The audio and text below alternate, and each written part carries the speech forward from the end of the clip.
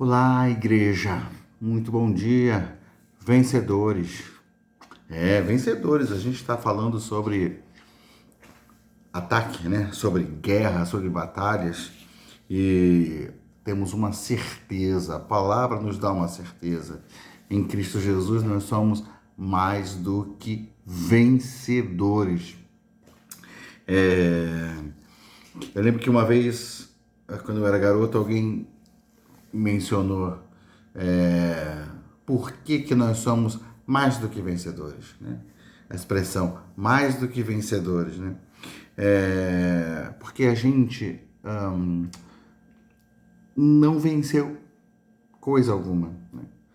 O Senhor Jesus venceu por nós e nos deu de presente essa vitória. A gente não é vencedor porque alcançou, a gente é vencedor porque recebeu essa condição em Cristo Jesus. E eu sou mais do que vencedor, porque a vitória não é uma coisa que eu tenho que sustentar, né? Se eu sou um corredor olímpico e sou o melhor do mundo. Sou o melhor do mundo esse ano, ano que vem. De repente eu consigo ser o melhor do mundo por 5 anos, por 10 anos, quem sabe. Mas em algum momento eu não consigo sustentar mais essa situação. Algum momento meu corpo não vai permitir que eu continue sendo o melhor do mundo. Algum momento o corpo não vai render mais o que rendia antes. Então eu não permaneço vencedor em todo o tempo, né? Eu sempre sou traído pelo meu próprio corpo, pela minha própria fraqueza. Mas a Bíblia fala que em Cristo Jesus nós somos mais do que vencedores. A vitória não é uma condição circunstancial, é uma realidade presente. Glória a Deus. Todas as coisas, em todas as coisas nós somos mais do que vencedores por causa daquele que nos amou. Oh, glória! Maravilha, maravilha, maravilha.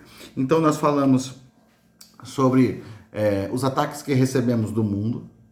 E no mundo nós temos aflições. Mas se você tem aflições no mundo, não perca o ânimo, não desanime. Continue feliz, alegre, como o Tiago diz, tende por motivo de grande alegria ou passardes por diversas provações. Então, tem aflição no mundo? Não desanime. Bola para frente. Você é mais do que vencedor. Jesus venceu o mundo e deu para nós essa vitória. João vai dizer qual é a vitória que vence o mundo? A nossa fé. E na semana passada falamos sobre a carne. A vitória sobre a carne é a vitória sobre o maior dos nossos inimigos, nós mesmos. Nós podemos simplesmente nos deixarmos vencer pela incredulidade. E vencidos pela incredulidade, nós não sustentamos em nossa vida essa condição de mais do que vencedores, né? Essa é uma realidade que se apropria, a gente tem que se apropriar pela fé. Bom, mas quando Deus nos dá a graça para caminhar em vitória, inclusive sobre nós mesmos, quando nós somos desafiados a entender o que a cruz do Calvário fez conosco, quando nós cremos, entendemos que na cruz nós morremos e na ressurreição dele nós ressuscitamos com ele para uma nova vida, e que o segredo, o grande segredo, é que o Espírito Santo passou a habitar em nós. Quando a gente entende isso, a gente recebe poder para vencer a carne, poder para vencer nossas próprias vontades, nossas próprias inclinações, porque nós alimentamos uma inclinação que foi plantada em nós pelo Espírito de Deus, uma nova lei, a lei do Espírito de vida, a nova natureza que nasceu em nós quando nascemos de novo em Cristo Jesus. E hoje nós vamos falar sobre o inimigo que é o inimigo, né? O nosso adversário, o inimigo das nossas almas, Satanás. Ele realmente se levanta contra nós. No entanto, a Bíblia fala que Satanás foi vencido na cruz do Calvário. Jesus o despojou. Isso é fantástico quando a gente pensa nessa realidade. Satanás, ele sempre nos parece um inimigo tão presente. E ele é de fato um adversário, ele é de fato um inimigo e ele é realmente muito presente no processo de nos levar a errar o alvo.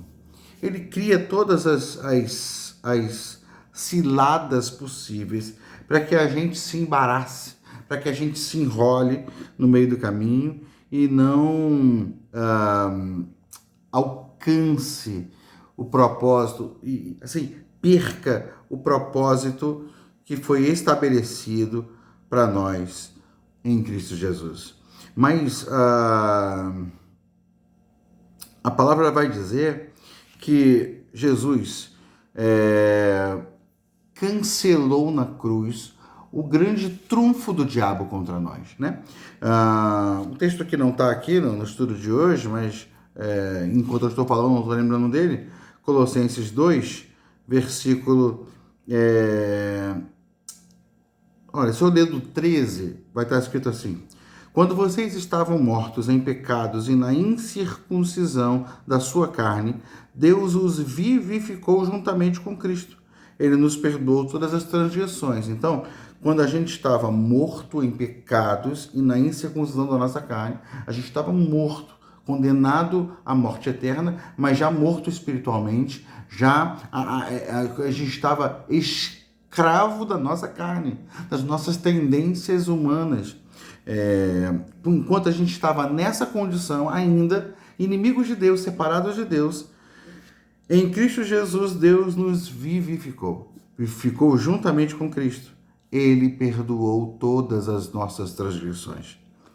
E quando ele perdoou, diz a Bíblia no versículo 14, ele cancelou a escrita de dívida que consistia em ordenanças e que nos era contrária. Ele cancelou a lei. Ele cancelou a lei? Como assim? Não há lei mais. Não aquela lei externa. A Bíblia fala em Romanos 8, que nós tratamos na semana passada, que agora que nós não somos apenas reféns de uma natureza carnal, humana, diabólica, nós recebemos a natureza de Deus. Hoje nós somos habilitados pelo poder do Espírito Santo para cumprirmos as justas exigências da lei. As exigências da lei são justas, mas nós éramos vendidos ao pecado e incapazes de, por nossa própria força, cumprir a lei. Hoje o Espírito de Deus habita em nós e nos fortalece para isso. Então, Jesus cancelou o escrito de dívida que havia contra nós. Ele pagou a nossa dívida. Quando a lei nos condenava exatamente porque nós não conseguimos cumpri-la cabalmente, Jesus veio, cumpriu toda a lei e cancelou o escrito de dívida, a condenação que havia, sabe? Eu lembro que quando eu era garoto, tinha um armazém lá perto de casa e minha mãe tinha uma conta. Ela falava assim, vai lá e compra não sei quantos gramas de tocinho fumeiro. Era assim que ela falava. Eu ia lá, comprava o tocinho fumeiro. Eu comprava, seja lá o que fosse, naquele armazém tinha uma conta. Na padaria tinha uma conta. No bar tinha uma conta. E aí a gente, quando recebia o salário, eles recebiam o salário e iam pagando aquela conta que tinha lá, né? Então imagina se um dia eu chegasse lá, minha mãe mandou trazer esse dinheiro para pagar a conta e ele falasse assim, não, alguém quitou a dívida de vocês. Foi exatamente isso. O escrito de dívida que havia contra nós foi rasgado, já não nos condena mais, não há nada que nos prende. E então ele pegou esse escrito de dívidas e cravou na cruz. E quando ele fez isso, ele despojou os poderes e as autoridades e fez deles um espetáculo público, triunfando sobre eles na cruz. O que é despojar? Despojar o inimigo é, depois de vencê-lo, humilhá-lo publicamente, você despojá-lo da sua honra e da sua glória, sabe? Da sua armadura, dos bens que ele tem.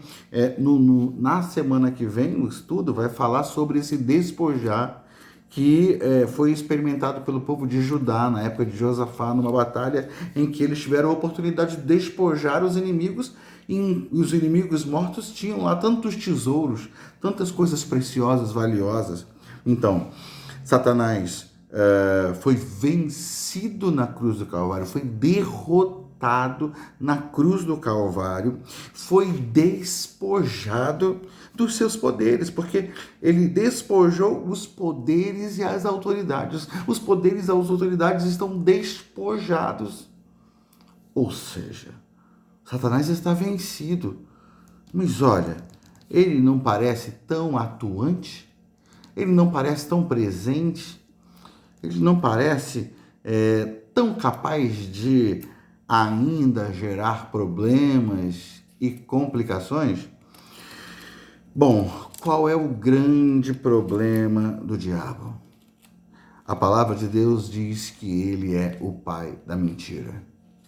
Sabe, alguém já contou uma historinha de um quarto escuro com a porta entreaberta que amedrontava qualquer um que passasse por ali? Porque se ouvia um rugido de leão vindo daquele quarto. Até que alguém ousou abrir o quarto e deixar que a luz entrasse. Quando a luz entrou, percebeu-se que tinha um ratinho com microfone e um grande alto-falante, né?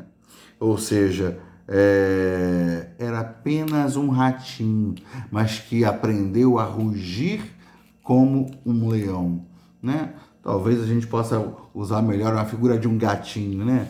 Um rato rugir como um leão é complicado, mas enfim, o Satanás ele ruge como um leão, ruge como um leão. A gente já viu isso, por exemplo, um cenário em desenhos, em filmes, né? Que alguém está numa caverna, num lugar escuro e aparece alguém chegando e a sombra dessa pessoa, ou desse ser, ou desse animal, ou seja lá do que for, é enorme na parede, parece que está chegando um monstro muito grande, mas de repente chega um bichinho pequeno.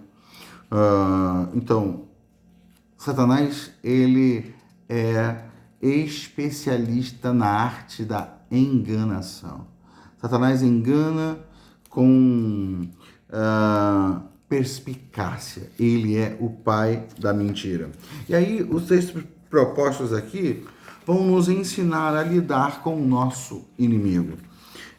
O primeiro texto que temos aqui é de primeira carta de Pedro, 1 de Pedro 5, 8 e 9.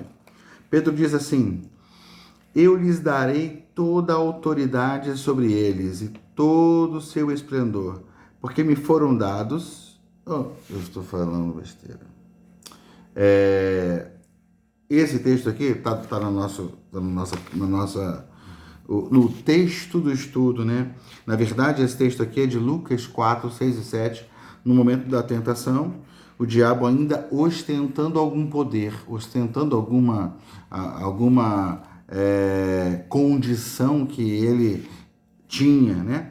Porque ele, quando foi tentar Jesus, ele disse: eu lhe darei toda a autoridade sobre eles e todo o seu esplendor, sobre os reinos da terra. Eu te darei os reinos da terra, porque me foram dados e posso dá-los a quem eu quiser. Ou seja, Satanás tinha recebido esse poder do próprio homem. O homem recebeu a autoridade para governar sobre todas as coisas, mas quando pecou, entregou esse poder a Satanás. Mas Jesus reconciliou todas as coisas com Deus, restabeleceu as coisas e o governo. Ele recebeu o nome que está acima de todo nome. Então, Satanás não detém mais esse poder, mas como ele é ardiloso, ele influencia todo o sistema do mundo. E se ele influencia, ele exerce controle, porque ele controla aqueles que são vencidos pela própria concupiscência, né? Mas vamos lá ao texto de 1 de Pedro 5, 8 e 9. Pedro diz assim: sejam sóbrios e vigiem. O diabo, o inimigo de vocês, anda ao redor como leão, rugindo e procurando a quem possa devorar. Resistam-lhe, permanecendo firmes na fé, sabendo que os irmãos que vocês têm em todo o mundo estão passando pelos mesmos sofrimentos. Esse texto ele fala de três elementos importantes para a nossa permanência: sobriedade, vigilância e fé perseverante. Ele fala assim: sejam sóbrios e vigiem. O que é sobriedade? Né? Quando a gente define melhor o que é sobriedade, quando a gente pensa o que é embriaguez. Uma pessoa embriagada é uma pessoa sem noção, perdeu o senso de direção. Ela perdeu o senso total. É uma pessoa que já não responde por si, né? Quantos acidentes nós vemos aí por pessoas embriagadas dirigindo, a pessoa perde o senso de responsabilidade e atropela valores, atropela princípios, atropela direitos, está com a mente e a visão embotadas, não enxergam a si mesmos. Eu lidei na minha família com embriaguez e sei exatamente o que é isso. E o apóstolo Paulo fala em Efésios 5,18 que a gente não deve se embriagar com o vinho no qual há devassidão. Outra versão fala dissolução. O vinho dissolve os nossos valores, dissolve os nossos princípios. A gente não deve se embriagar com o vinho, no qual há contenda em outras versões, mas nos enchermos do Espírito Santo. Então, a sobriedade fala de discernimento. Quando eu estou sóbrio, eu tenho a condição de analisar, eu tenho um senso crítico, eu tenho condições de perceber. Sobriedade fala de discernimento. Eu não posso me entregar às paixões da carne. Eu não posso me permitir sofrer além do que devo com as aflições do tempo presente deste mundo. Senão, eu perco o senso, perco o sentido, perco a capacidade de analisar, de discernir. Então, Pedro está abrindo os nossos olhos. Sejam sóbrios e, estando sóbrio, vigiem.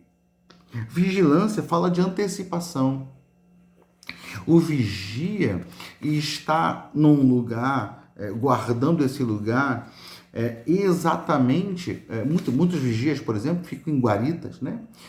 Exatamente para, naquele lugar de estratégico, aquele lugar estratégico, conseguir perceber com mais clareza e rapidez a aproximação do perigo. Então, vigilância fala de antecipação. Fala de você, porque está sóbrio, você consegue vigiar e perceber as ciladas, perceber os buracos, perceber os perigos e se afastar deles. E o texto vai dizer que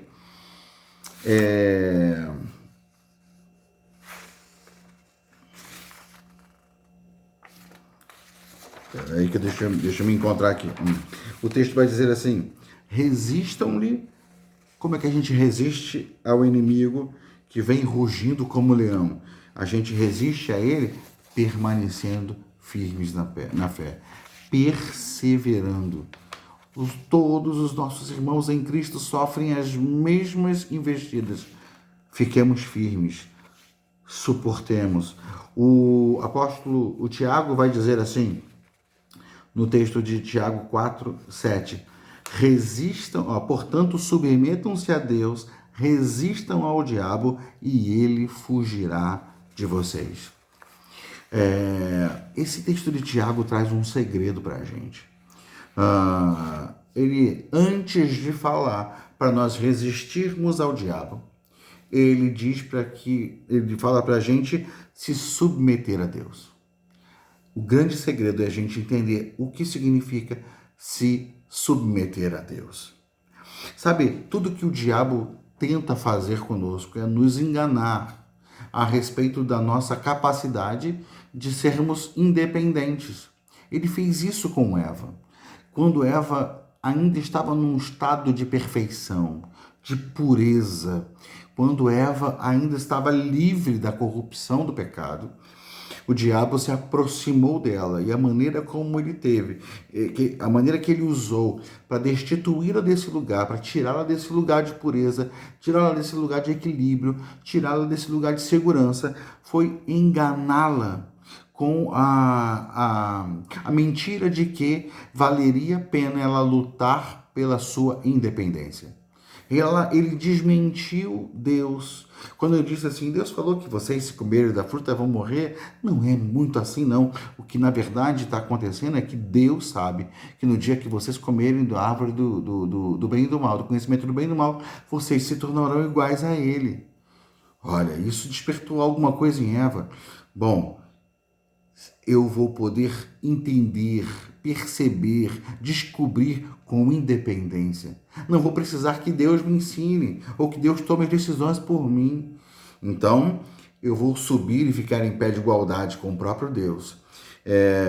Eva foi enganada por isso, acreditou nessa mentira de Satanás e caiu, levando consigo o homem e toda a humanidade. Então,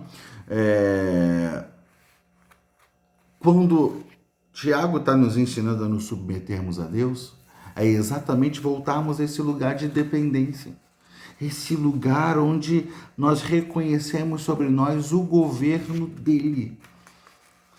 Quando a gente pede para o Senhor, venha o teu reino, seja feita a tua vontade, a gente está dizendo para o Senhor, eu abro mão de governar, eu abro mão de decidir, eu abro mão de ter o controle, eu abro mão de dirigir a minha vida, eu me submeto ao Senhor.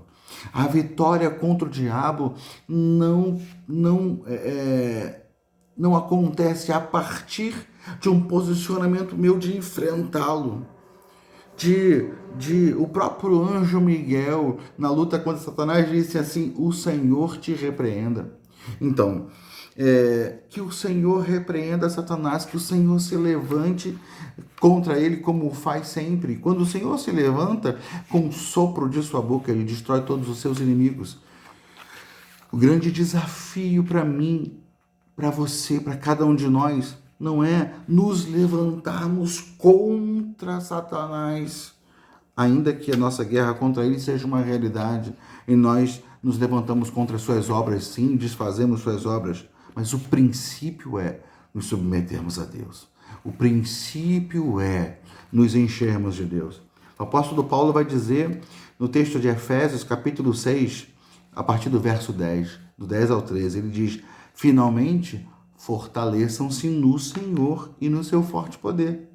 Vistam toda a armadura de Deus para poderem ficar firmes contra as ciladas do diabo. Como é que eu fico firme contra as ciladas do diabo? Fortalecendo-me no Senhor e no seu forte poder. Quando eu me fortaleço no Senhor, quando eu foco no Senhor e busco o Senhor, quando eu derramo minha vida diante do Senhor e deixo que Ele encha a minha vida dEle, da glória dEle, da presença dEle, da santidade dEle, do poder dEle, automaticamente eu estou vencendo Satanás e os seus enganos. Vestir a armadura de Deus é vestir-se dEle. Vestir a armadura é se revestir do próprio Cristo. A armadura consiste em quê? Verdade, justiça, compromisso com a pregação do Evangelho, consciência da minha identidade em Cristo como salvo nele. Sabe, alguém que vive pela palavra e cuja boca professa as escrituras o tempo todo.